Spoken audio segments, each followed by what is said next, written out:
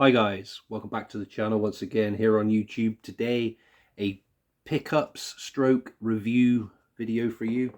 So I have for you WWE Wrestlemania 41 Vegas custom Blu-ray set, and this is from my good friend Chad Stone over at WVM Wrestling Video Media. So I was so excited to get this one. I enjoyed the WrestleMania weekend and the build-up to it. It's been one of the best build-ups to a WrestleMania in recent years for me, personally.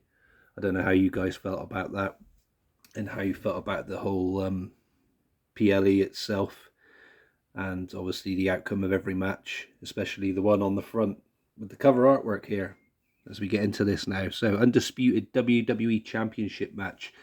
The American Nightmare, Cody Rhodes versus John Cena. Both of them on the front cover artwork there. Looks really cool. I love the logo and the lights that are all inside the WrestleMania text there. Vegas at the bottom. And obviously the deck of cards with 41 in the center there. It's really cool.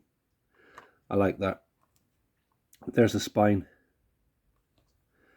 We'll go over the discs and the interior artwork as well. So we have disc 1, which has Kickoff, Hall of Fame, Red Carpet, the Hall of Fame 2025, and the countdown to WrestleMania 41 Saturday.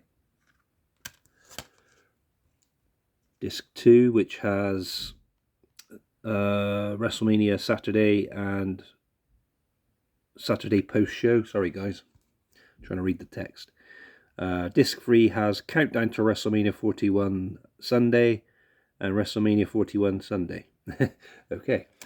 And Disc 4, we have WrestleMania 41 Sunday post-show, the Slammies 2025, the Fans' Choice Awards, and the Raw from the Monday after WrestleMania.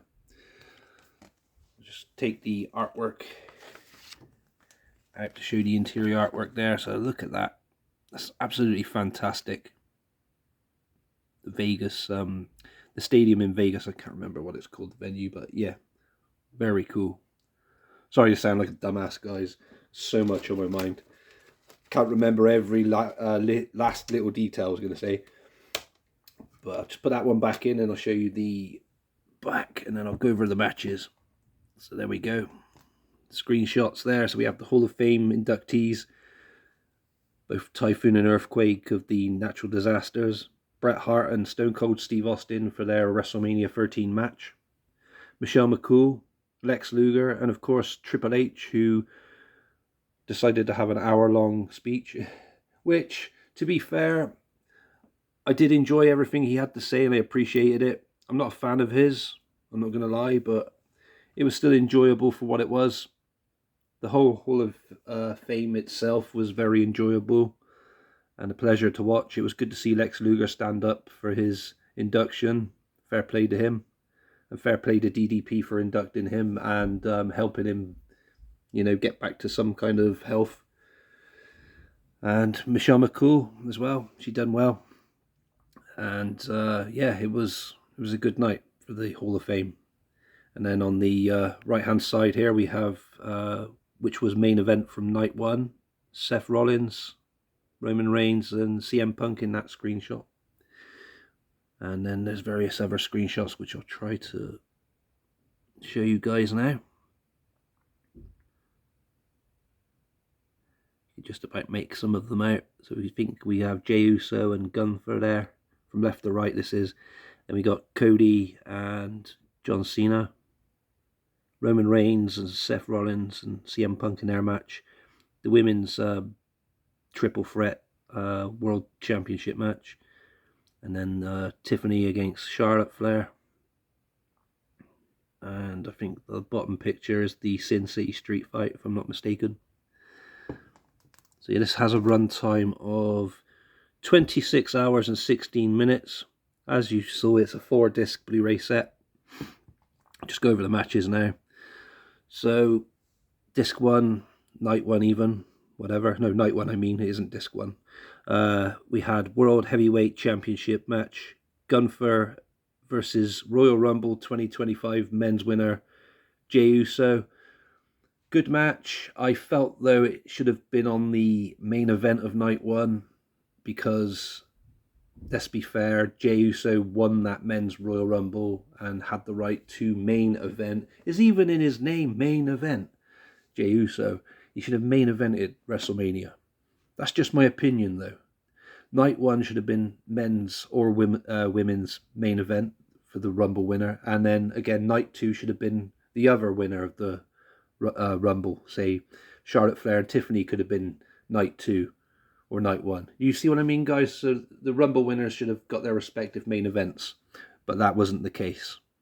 It's like they've given up on that now, and they don't take that into consideration that the Royal Rumble is like a big thing anymore, like the winner and everything else. It just doesn't make any sense to me. It's just very, very weird. And then we had the match itself, sorry, before we go on to the tag match.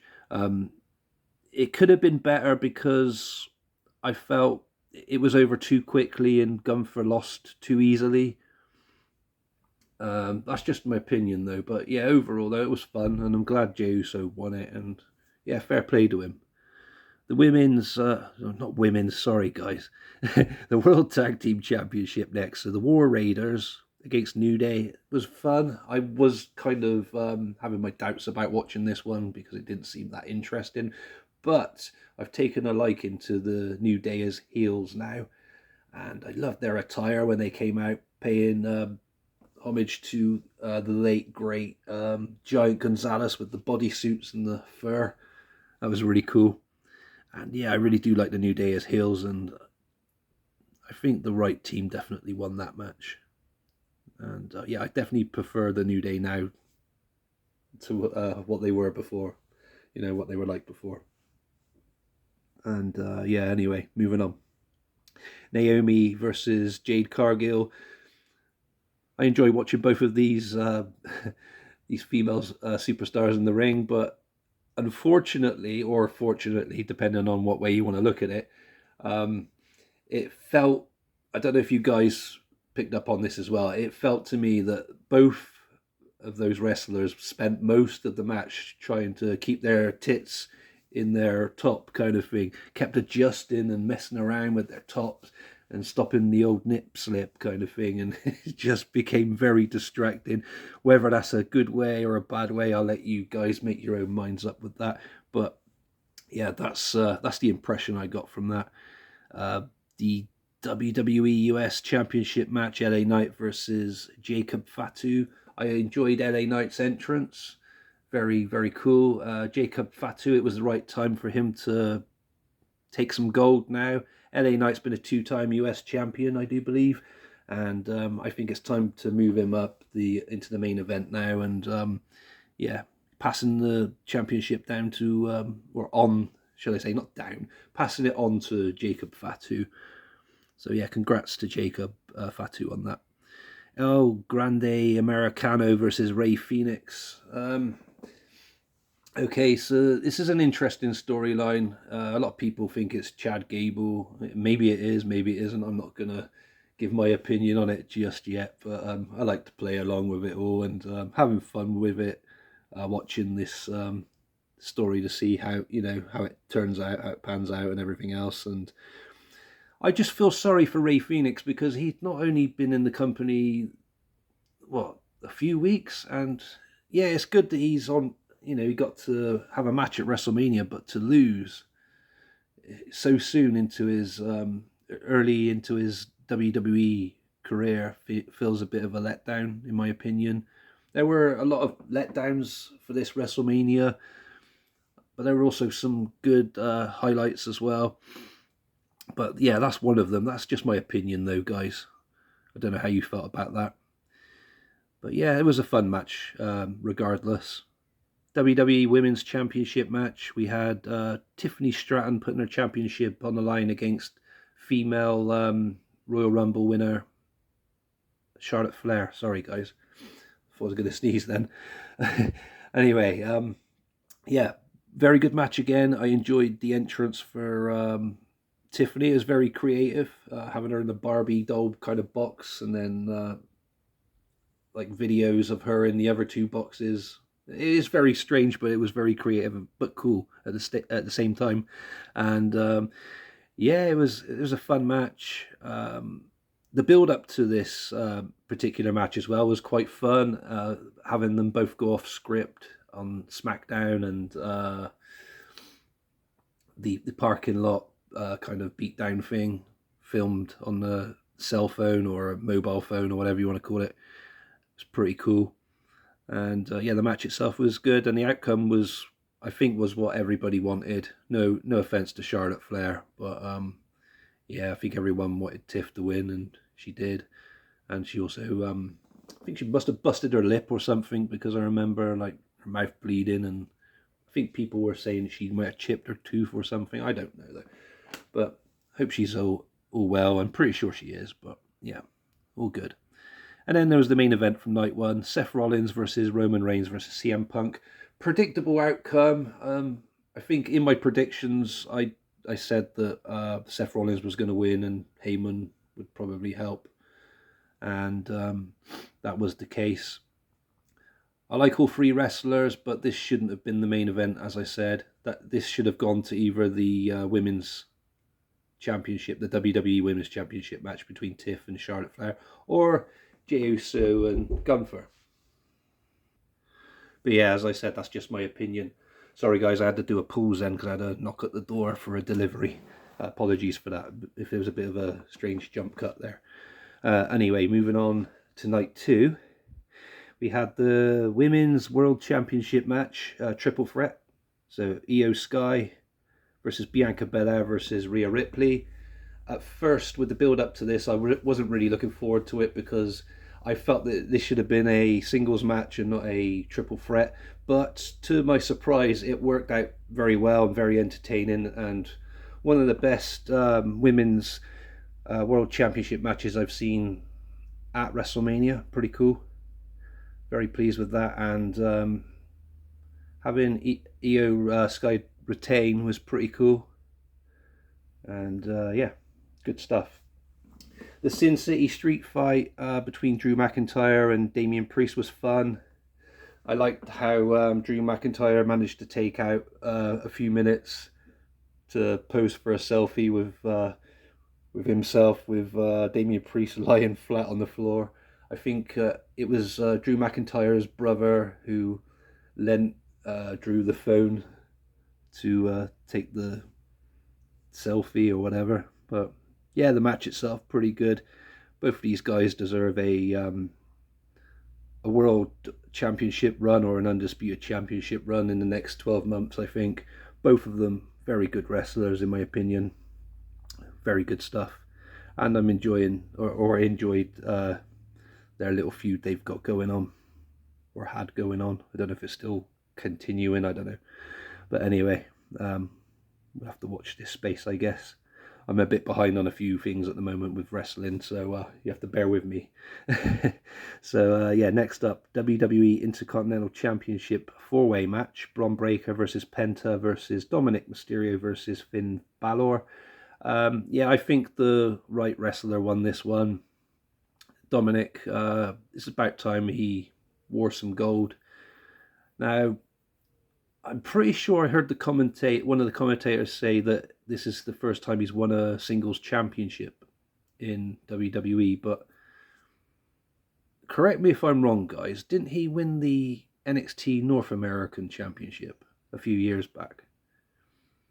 Or am I imagining that? And isn't that classed as a WWE Championship in a way?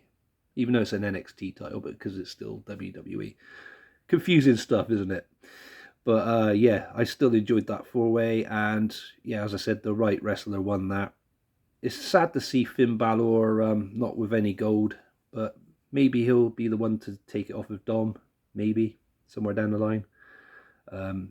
This match also protected Braun and Penta. Braun's going on to bigger and better things now.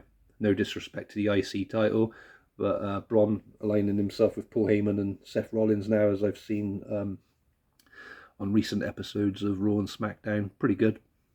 Penta as well, protected. He didn't get pinned, and yeah, he's going to be a big star in the company as well in the future, I think. But yeah, all good stuff. I enjoyed that. Randy Orton versus Joe Henry. Say his name and he appears.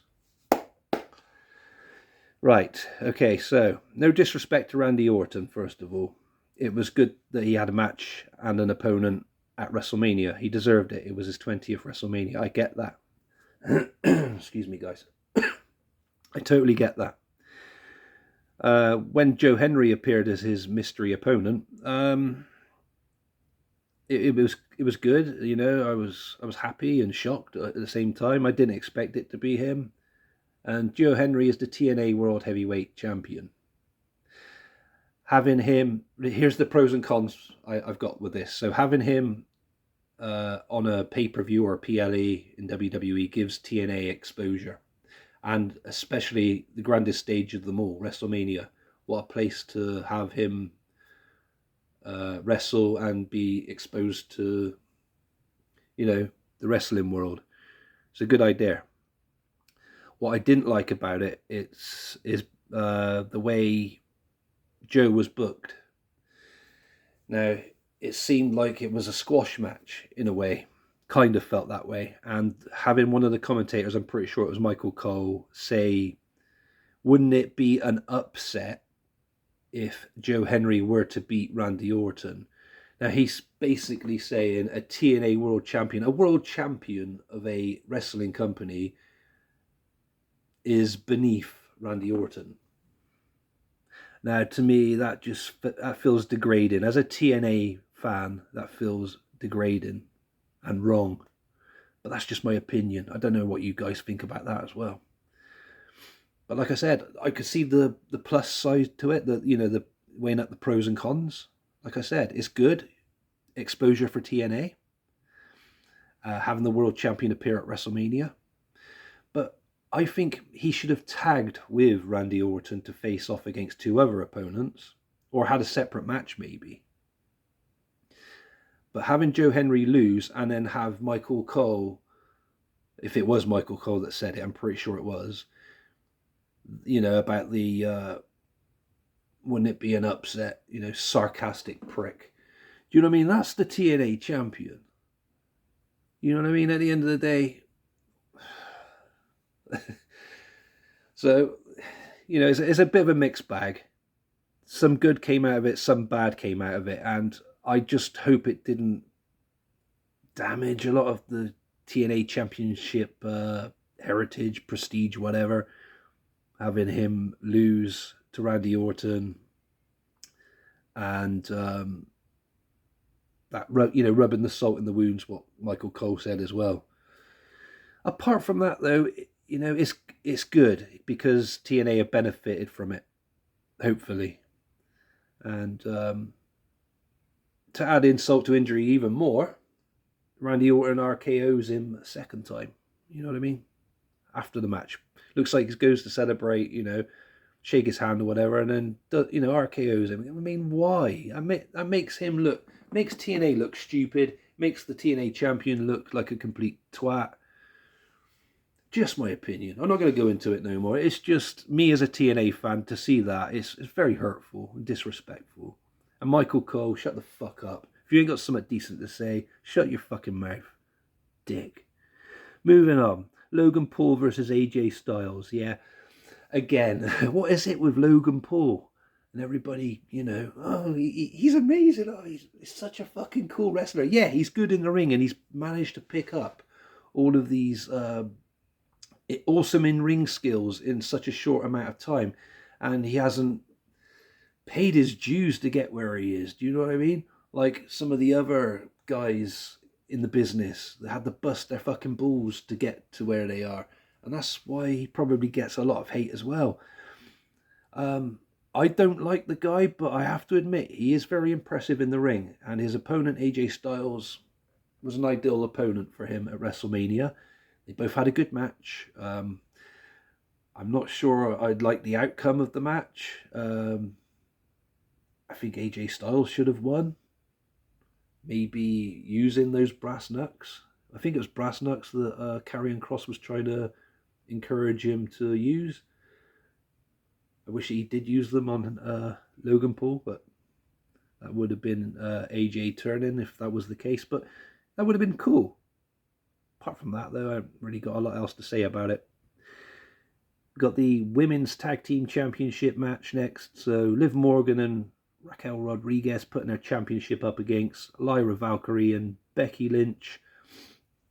Surprise tag partner for Lyra Valkyrie, a replacement for Bayley, who got injured prior to this. I think it was on the SmackDown or something. I can't remember now. Sorry, guys. But yeah, Becky Lynch, kind of shock. And it was good to see her back.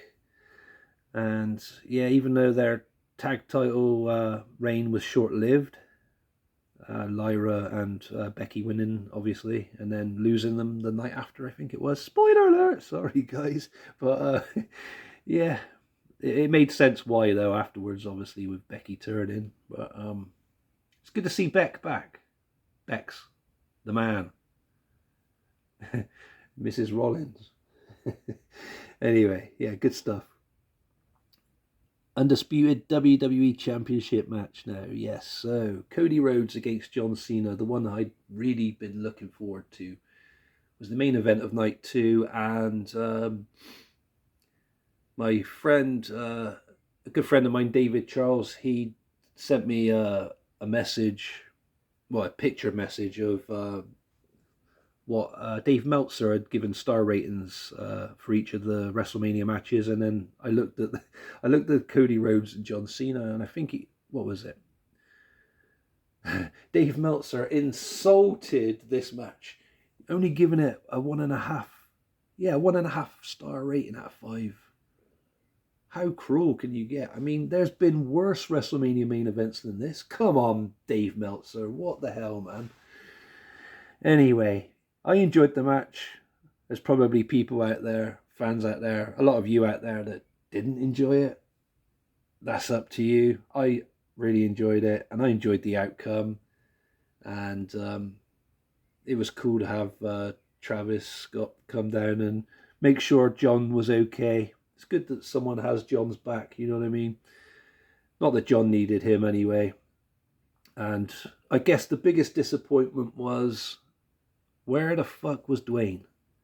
You know what I mean? We were all under the impression that Dwayne was going to show up in some sort of capacity, just to assist or celebrate John's 17th championship win. But it just wasn't to be. Where were you, Dewey? Where were you? I heard your excuses you made on the Pat McAfee show. But I think it was the Pat McAfee show, wasn't it? Or some interview you did. But yeah, you know, maybe you'll show up when you want to. You felt like, you know, that John Cena didn't need you or whatever. I heard what you had to say. It's unfortunate, but hopefully we will see you again soon, because you do have unfinished business with that crybaby bitch, Cody. So somewhere down the line, maybe you'll catch up with him again. As for John Cena, congrats on your 17th championship win, breaking a record.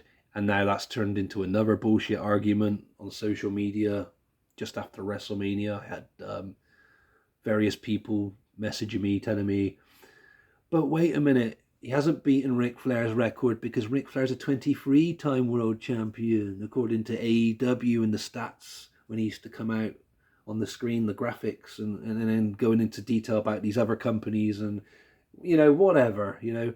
He said he was a 16-time champion. WWE reckon he's a 16-time champion.